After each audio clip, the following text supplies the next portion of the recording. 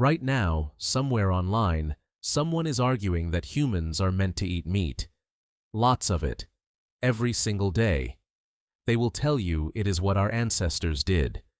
That the ancient human diet was built on flesh, that grains and vegetables are modern mistakes, and that if you want to eat the way nature intended, you should eat like a hungry predator. It is a powerful story. It feels true. Picture an ancient human, and you probably picture a hunter, spear in hand, dragging home a fresh kill, the whole tribe tearing into red meat around a roaring fire.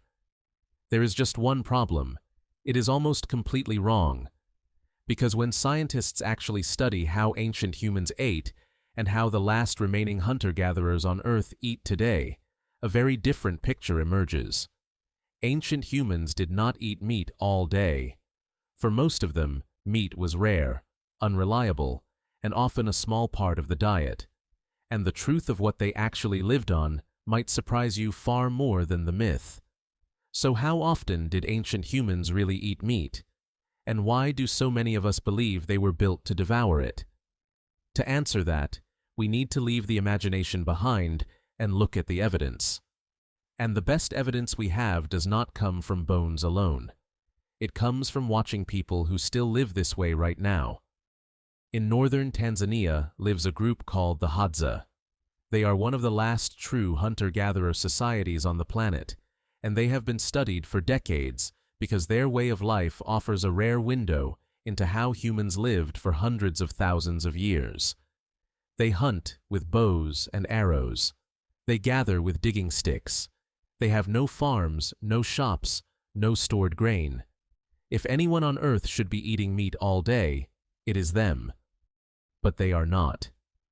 Hermann Pontzer, an evolutionary anthropologist at Duke University who has spent years studying the Hadza, found that the reality is the opposite of the meat myth.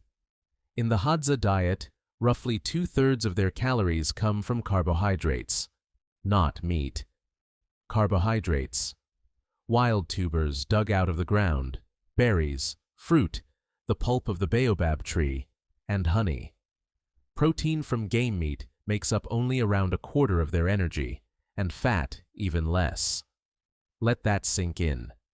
One of the last hunter-gatherer peoples on Earth, living almost exactly as ancient humans did, gets most of their food from plants and sugar, not meat.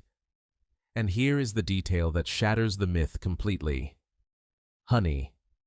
Sweet, sugary honey provides somewhere between 15 and 20% of the Hadza's calories across the year. In some seasons, honey alone gives them more energy than meat does. The image of the pure ancient carnivore falls apart the moment you realize our closest living example of ancient life is powered, in large part, by sugar dripping out of a tree. So why isn't it meat? Why, if they hunt, don't they simply eat meat every day? The answer is brutally simple. Because hunting fails. Constantly. This is the part the meat myth always leaves out. Hunting large animals with primitive weapons is extraordinarily hard, and it does not work most of the time.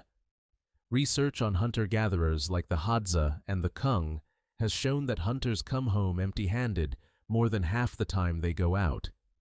Think about what that means. On most days, the hunter returns with nothing. If the group had depended on his kill to eat, the group would starve. So they never depended on it. They couldn't. Meat was a jackpot, not a paycheck. It was thrilling and valuable and celebrated precisely because it was unpredictable.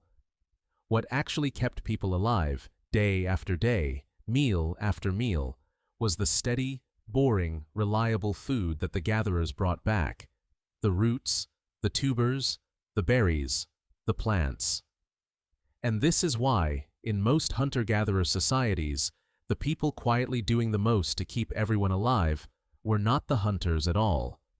They were the gatherers, often the women, digging tubers out of hard ground hour after hour. As one Cambridge researcher, Dr. Emma Pomeroy, put it, plant foods are far more reliable than meat. A hunter might bring back a feast, but on the many days he doesn't, people still have to eat. That dependable base of the diet in population after population, was the plants. The archaeology backs this up. A study of ancient human remains in the Andes, published in the journal PLOS ONE, analyzed the chemical signatures locked in the bones of people who lived there thousands of years ago. Everyone assumed they were meat eaters. Instead, the bones revealed a diet dominated by plants, especially wild tubers like early potatoes. Meat was there, but it was the side dish, not the main course. Now, this does not mean meat was unimportant. It absolutely mattered. Meat is packed with dense energy, fat, and nutrients that are hard to get anywhere else, and there were times and places where ancient humans ate a great deal of it. Anthropologist Mickey Ben-Dor of Tel Aviv University has argued that around 2 million years ago, early humans may have been much more heavily carnivorous, hunting enormous animals like elephants that offered huge amounts of meat and fat in a single kill. But then those giant animals began to disappear. As the largest prey went extinct, humans had to work harder and harder for less and less meat, and plants filled the growing gap. The deep past may have had meat-heavy chapters, but the closer you get to the modern human story, the more plants take over. So the real ancient human diet was not steak every night. It was a constantly shifting, seasonal mix. Honey when the bees were producing, berries and fruit when they ripened, tubers dug from the earth as a fallback when nothing else was around, meat whenever a hunt happened to succeed, insects, eggs, and small game when they could be caught. The one thing it almost never was the same thing every day, and it was almost never dominated by meat. Which brings us to the real question hiding underneath all of this. If ancient humans didn't eat meat all day, why do so many of us crave it so intensely? Why does meat feel special? Why do we celebrate with it, build feasts around it, and treat it as the centerpiece of the meal? The answer is the same reason we crave sugar, salt, and fat. Because it was rare. Your brain did not evolve in a world of butcher shops and refrigerators. It evolved in a world where meat was a jackpot that came only now and then, carrying energy and nutrients that were genuinely hard to find. So evolution wired you to want it badly. A powerful craving for meat pushed your ancestors to hunt, to take risks, to keep chasing that rare, valuable prize. The craving was never a sign that meat was your everyday food. The craving existed precisely because it wasn't. And this is the twist that flips the entire modern debate. The people who insist we are built to eat meat all day have it exactly backwards.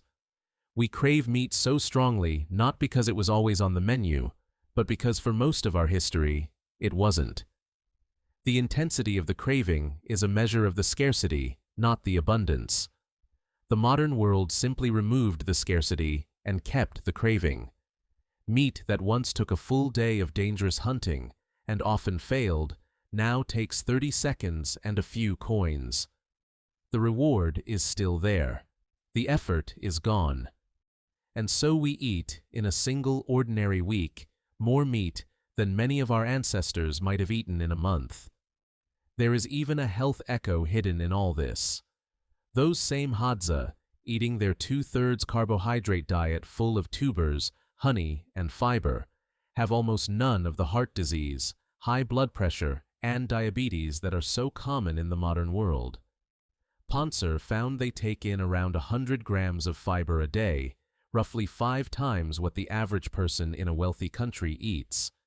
Their bodies stay a healthy weight across their whole lives.